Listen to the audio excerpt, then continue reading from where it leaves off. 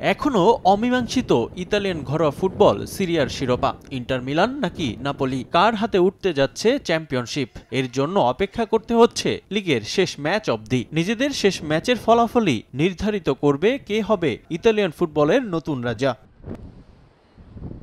এবারের মৌসুমে শিরোপার জন্য পাল্লা দিয়ে লড়াই করে যাচ্ছে দুদলই। পয়েন্ট ব্যবধান মাত্র 37 ম্যাচে 79 পয়েন্ট নিয়ে শীর্ষে নাপোলি, আর সমান সংখ্যক ম্যাচে 78 পয়েন্ট নিয়ে টেবিলের 2-এ ইন্টার মিলান। তাই দুই দলের জন্যই লিগের শেষ ম্যাচটা অনেক গুরুত্বপূর্ণ।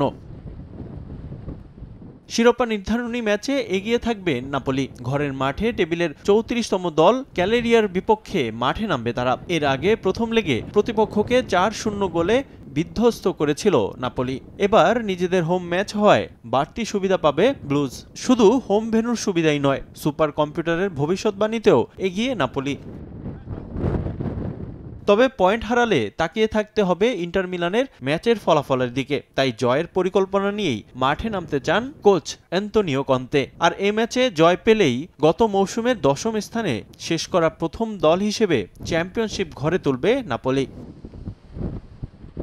এদিকে বার্সেলোনাকে হারিয়ে চ্যাম্পিয়ন্স লিগের ফাইনাল নিশ্চিত করেছে ইন্টার মিলান। জার্মানিতে ইউসিএল ফাইনালের আগে আরেকটি ফাইনালে মাঠে নামবে সিমিওনে ইনজাগির দল। প্রতিপক্ষের ঘরের মাঠে খেলা হলেও জয়ের জন্য আত্মবিশ্বাসী মিলান। তবে শুধু জয়ই তাদের শিরোপার জন্য যথেষ্ট নয়, মেলাতে হবে কিছু কঠিন সমীকরণও। ইন্টার মিলানের থেকে নাপোলি 1 পয়েন্ট এগিয়ে থাকায় কোমোর বিপক্ষে জয়ের পাশাপাশি তাদের ম্যাচের দিকে তাকিয়ে থাকতে হবে মার্টিনেজদের। যদি নাপোলি পয়েন্ট হারায় তবেই শিরোপা জয়ের সম্ভাবনা তৈরি হবে ইন্টারের। তবে এসব নিয়ে না ভেবে নিজেদের স্বাভাবিক খেলার দিকে মনোযোগ নেরাজ্জুরিদের, কারণ চ্যাম্পিয়ন্স লিগ ফাইনালের আগে এটাই যে শেষ প্রস্তুতির মঞ্চ। রিফাতুল ইসলাম মিরন, সময় সংবাদ।